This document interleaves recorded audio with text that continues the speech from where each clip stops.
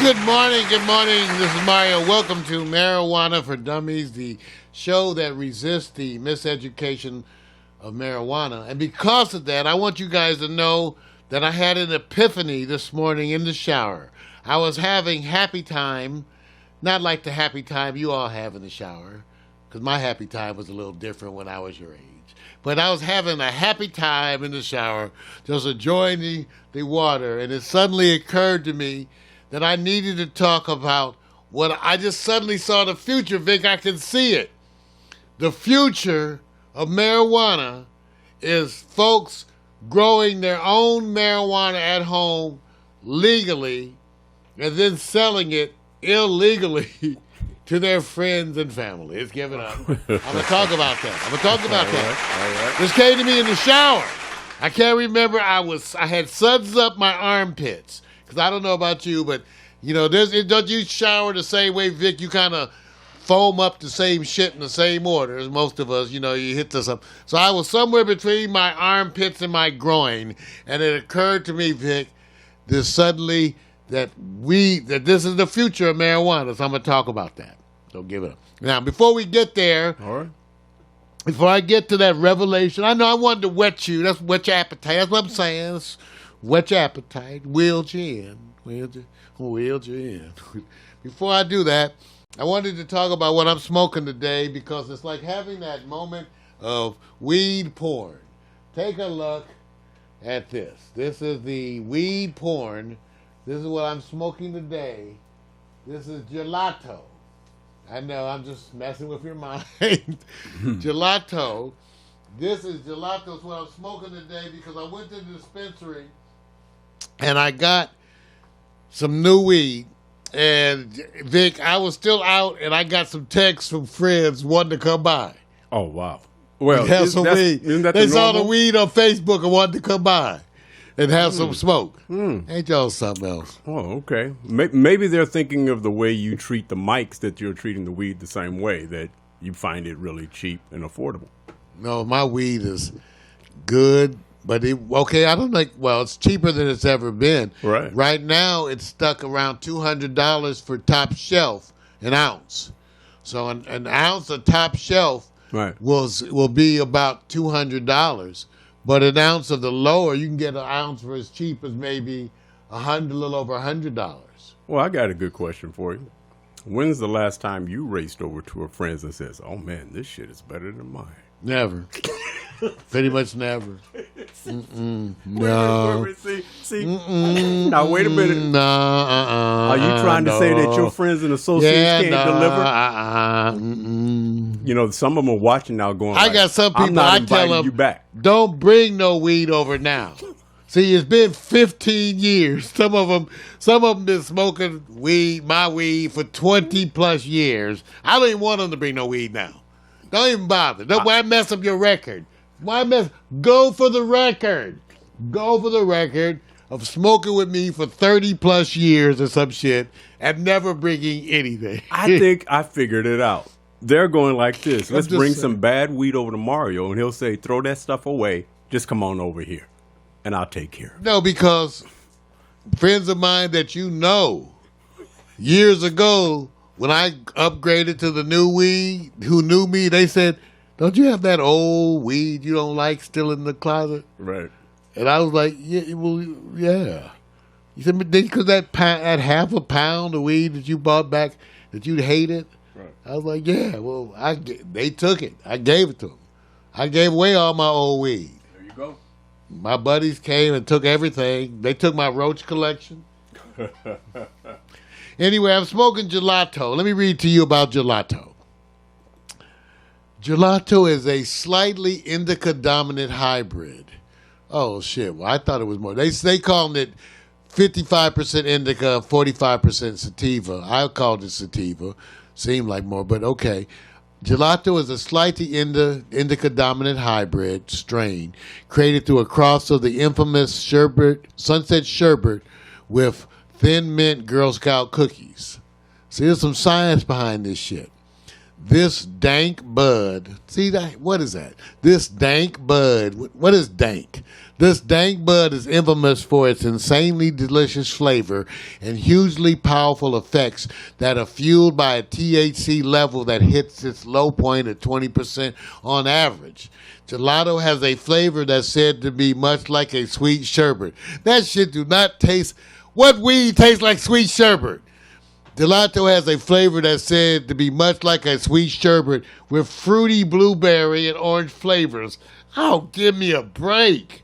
The aroma is just as sickly sweet with a lavender citrus berry. Okay, wait a minute. Wait one god. Vic, Yep. you don't even smoke weed. True. I've been in here smoking this weed all morning. Right. Did you note any lavender, citrus berry, fruity, orange aromas? Only in a fruit cup. Well, I hate this shit. None. Anyway, it's a indica dominant hybrid. It's a little stronger hitting, therefore, than a regular sativa. Not that bad for me this morning. Give it up. But let me ask you this. Do you think it's necessary, like all commercials do, to overhype? Because that's what all commercials do. And this is promotion and marketing. Well, it is to a degree. That is okay, when I searched gelato strain, I Googled it. You guys can Google it right now yourself at home. You can Google gelato cannabis strain. Right. And there was a number of reviews. I quoted you allbud.com, okay? Right. And the other one was Leafly that we used all the time, Right. you know. But, I don't get the whole fruity. But you know what? I hate when they say wines have a nutty flavor. I hate that shit just as much. I just hate it. I hate it. You try to give other qualities to things like that cross kind of the senses. Like when you try to describe a taste by smell or a smell by taste, that's when I get confused, Right. Anyway. All right, so the topic for today, and I had this epiphany in the shower today. Sometimes between soaping my armpits, because I do, I usually do the same thing, face and neck, and work my way down. But somewhere in that first part of the shower, I suddenly occurred to me, what to talk about, because what I was going to talk about was about marijuana regulation. Was it helping? Because, for example, in Los Angeles, I just saw some show, Vic, that estimates that for every licensed marijuana store in Los Angeles, there's like 5 unlicensed. Okay. I don't think I've ever used a store where I went in that was licensed. Now, why do I say that? Because they've never been charging me tax.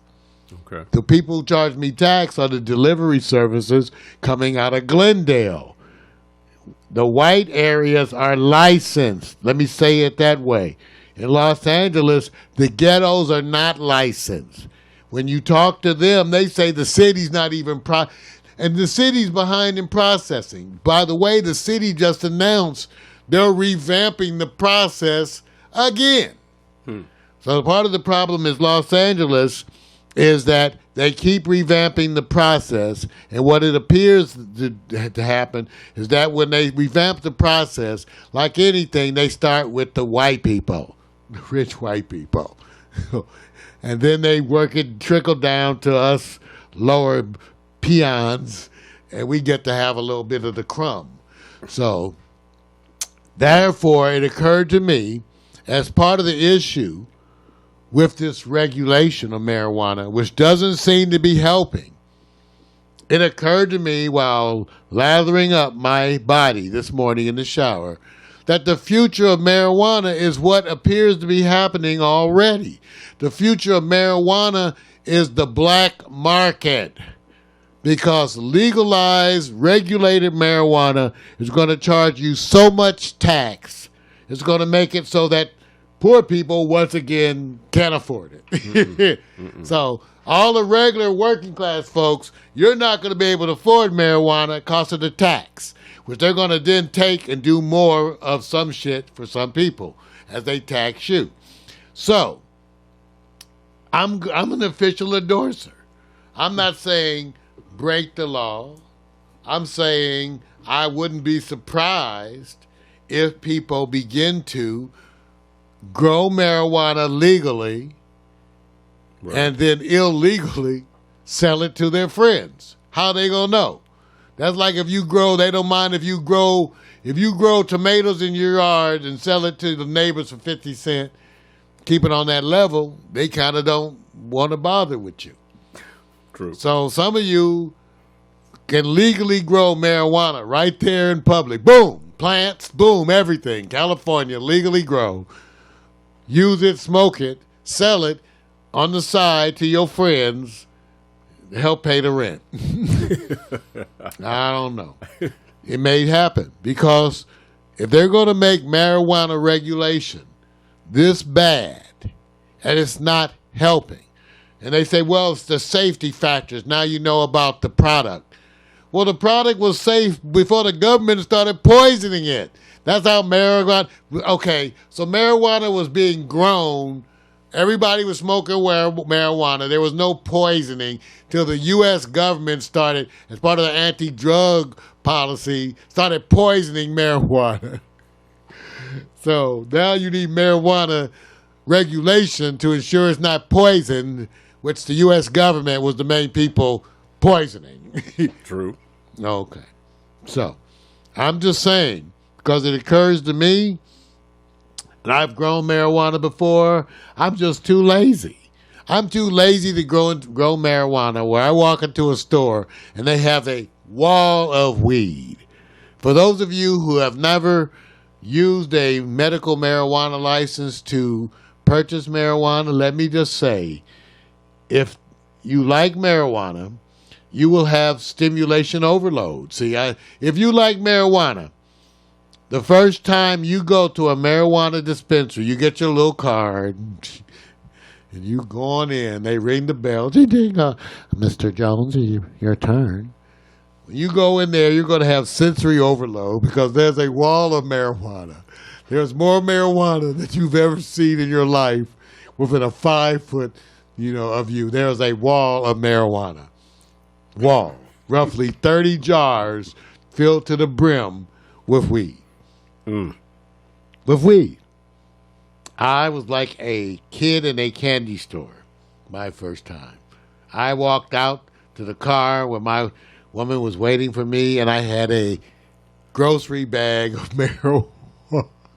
Wow. I bought so much marijuana. You see, I'm still laughing. Okay. So I just want you to think about that because that's the challenge. This is what you're going to see. This is where it's headed. I'll make the predictor.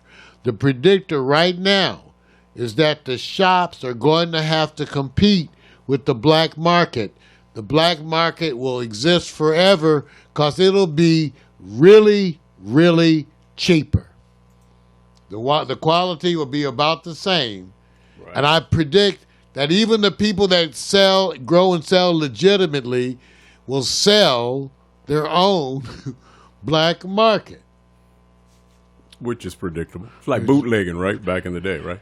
Dude, right, Vic. One of the news reports that came up lately that was really so shocking was that what they're reporting is that the weed flowing out of California to the other states is tremendous. Wow. That because of the glut that they're right now, because of the backlogs in regulation, right, there's like over 1 million pounds of marijuana sitting around that can't go to market. Wow. Because of regulation. And they say that market is headed east. To sense. Philly, New York is headed east. Yeah. Midwest. That weed is, because of California, it's isn't it our number one cash crop? Yeah. So the weed is headed east. And remember what I said. You may end up being involved in the black market.